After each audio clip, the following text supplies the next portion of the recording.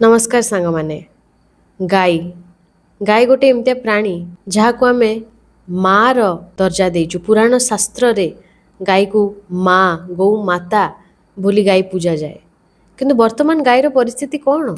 गाई गोटे एमती प्राणी जो जे कि दे चली थाए गाईर क्षीर हो गाईर गोबर हो गाईर मूत्र हो सबकिछि अति पवित्र।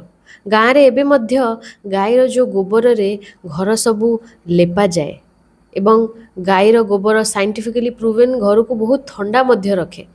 तेणु से गोटे एमितिया प्राणी जोटा कि दे चली थाए से पुराण शास्त्र रे गाई को माँ बोलिकी वर्णना होती आम कहू गौ माता।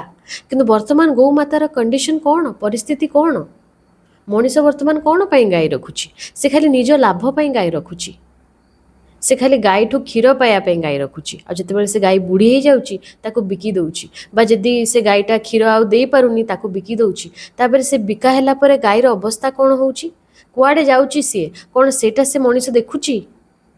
गाई चालाण होबापी जाऊँची गाई कटा होबापी जाऊँची ता शेष समय रे से कांदुची ए जिनस मनीष देखु नाही। तेणु आ जो केते असुविधार सम्मुखीन गोटे प्राणी होची आमे भावुचे जे से प्राणी जे कि दुखरे अच्छी जे कांदुची आमे तार क्षीर खाई आमे सुखरे बंची पारिबा सेटा केमती पॉसिबल।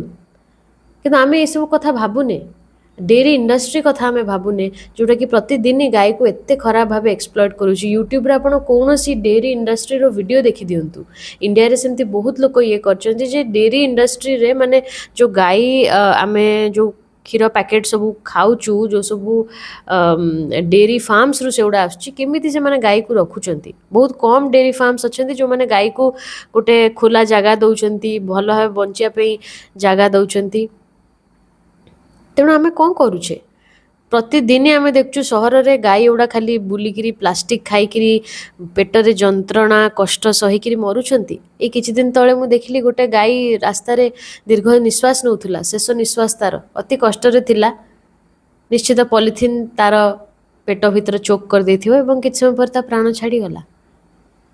तेणु पॉलिथिन माने केते केते केजी पॉलिथिन बेले बेले बाहरची सरकार तो किसी बैन करि पारनाहांती पॉलिथिन फैक्ट्री बैन करि पारनाहांती किंतु आम निजे चाहिए बहुत किसी चेंजेस आनीपर आउ निजे जदि आम गाई रखुचे ताहले तार जत्न आम केमती नबा ता प्रति आम ध्यान दबा जे शेष निश्वास पर्यंत से गाई मो पाखे रहिबो एवं मु तार भल भाव केयर नेबी कहीं सी होची मोर माँ मो माँ संगे समान।